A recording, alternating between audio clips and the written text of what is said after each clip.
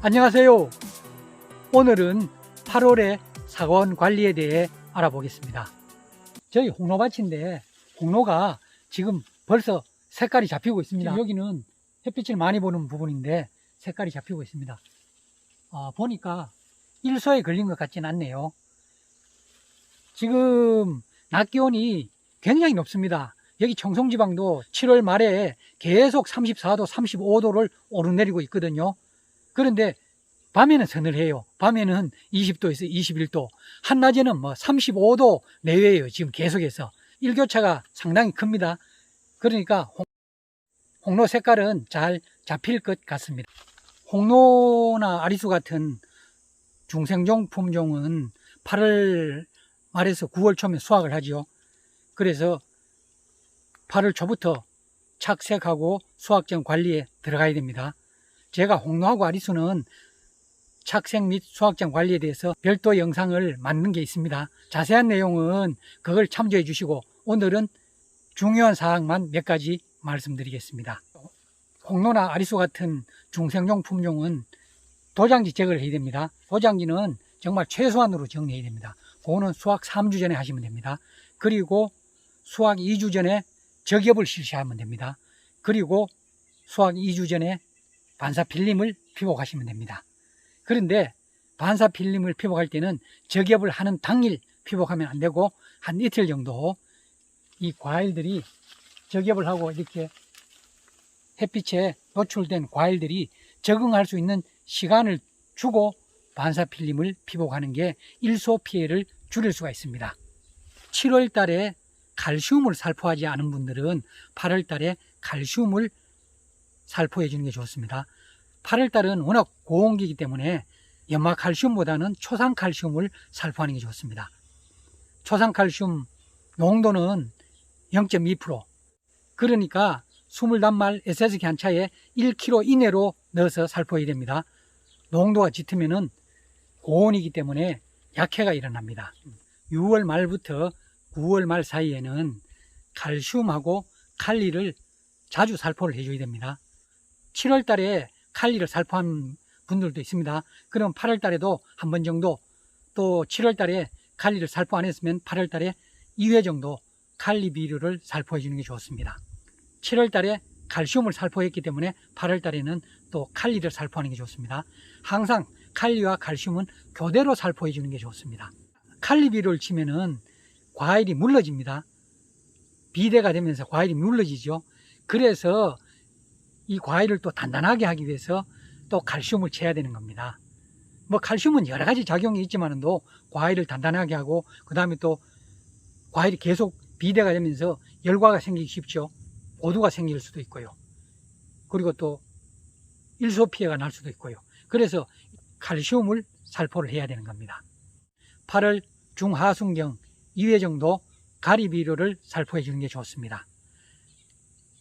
가리비료는 황산가리나 인산가리를 살포하면 됩니다. 그러면은 수세가 좋은 밭 같으면은 인산가리를 살포해 주면 되고, 그 다음에 수세가 안정된 밭에는 황산가리를 살포해 주면 됩니다. 농도는 0.3% 정도 해서 살포하면 되거든요. 그러면은 20단말 SS기 한 차에 1.5kg 정도 넣어서 살포하시면 됩니다. 그런데 농도를 몇 프로 이렇게 할 때는 단독 살포할 때예요. 칼리 비료 같은 거는 또 농약하고 혼용해서 살포하는 경우가 많죠. 그럴 때는 항상 농도를 좀 낮추는 게 좋아요. 그러면은 0.2%, 한 1kg 정도 넣는 게 좋습니다. 요즘 한낮 기온이 굉장히 높이 올라갑니다. 그렇죠? 그러니까 8월 초에도 계속 기온이 높을 거로 예상됩니다.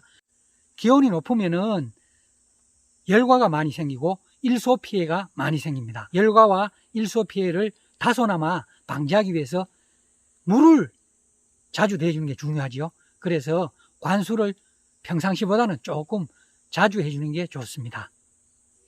8월 달부터는 우리나라에도 태풍이 찾아옵니다. 그렇죠? 지금 태풍이 많이 발생했는데 거의 일본이나 중국 쪽으로 가고 있죠. 그런데 8월 이후에는 우리나라로도 태풍이 옵니다. 태풍에 대비하기 위해서 지주를 보강하고 그 다음에 배수로를 정비하시면 되겠습니다. 하계 전쟁을 기다리시는 분들이 많을 겁니다. 언제 속 시원하게 도장지하고 가지를 좀 쳐내야 되는데 자꾸 손이 튀니까 그동안 하계전쟁을 못했죠. 그냥 뭐 직립한 도장지 위주로만 한두 개 솎아내고 했는데 이제 8월 중순 이후 처서가 되면은 날이 서늘해집니다. 그러면은 하계전쟁을 본격적으로 하시면 됩니다. 그래서 수세가 센 나무가 있어요.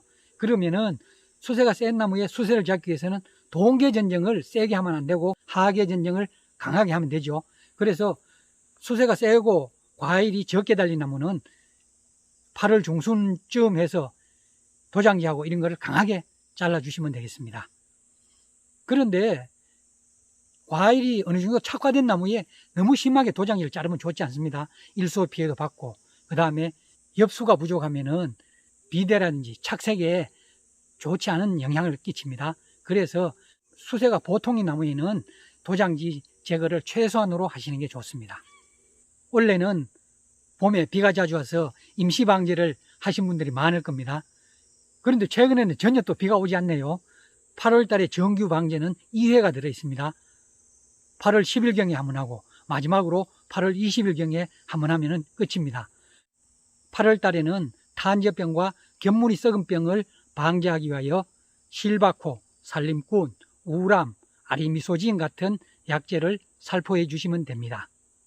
8월 달에 해충은 복숭아 순나방, 복숭아 심식나방, 그리고 응애류, 그리고 노린재류를 주로 방지하시면 됩니다. 복숭아 순나방, 심식나방, 그리고 일반 나방류를 방지하기 위해서는 알타코아, 애니충 같은 약재를 살포해 주시면 됩니다. 그리고 사과나무를 예찰해보고 응애가 있으면 응애약을 살포해야 되죠. 응애약은 올스타, 버티맥, 밀베노크 같은 약재를 살포해 주면 됩니다. 올스타하고 버티맥은 아바맥틴이 10% 들어있습니다. 똑같은 약재입니다. 둘 중에 하나 선택해서 살포하시면 되겠습니다. 그리고 또 8월 달에는 노린재를 방지해야 되죠. 그래서 노린재를 방지하기 위해서는 오신, 슐탄, 팬텀 같은 약재를 살포해 주시면 됩니다. 요 세 가지 약재는 성분이 똑같아요. 그래서 그 중에 선택해서 살포하시면 됩니다. 그리고 노린재 방제를 위한 또 다른 약재로는 비카드나 똑소리 같은 약재도 있습니다. 7월 달에 토양 검정을 하지 않으신 농가는 8월 달에 토양 검정을 해주는 게 좋습니다. 보통 토양 검정은 7, 8월 달에 하는 게 좋거든요. 왜 그러냐 하면은 일단 7, 8월 달이 좀 한가합니다. 그리고 우리가 땅에 주는 비료는 6월 달 중으로 다 주지요. 그래서 토양이 안정화가 됩니다. 그래서 7월, 8월에 한가하고 비료는 땅에 다 줘서 토양이 안정화가 되기 때문에 7, 8월 중에 토양 검증을 하는 게 좋습니다. 끝까지 시청해 주셔서 감사합니다. 오늘도 좋은 하루 되십시오.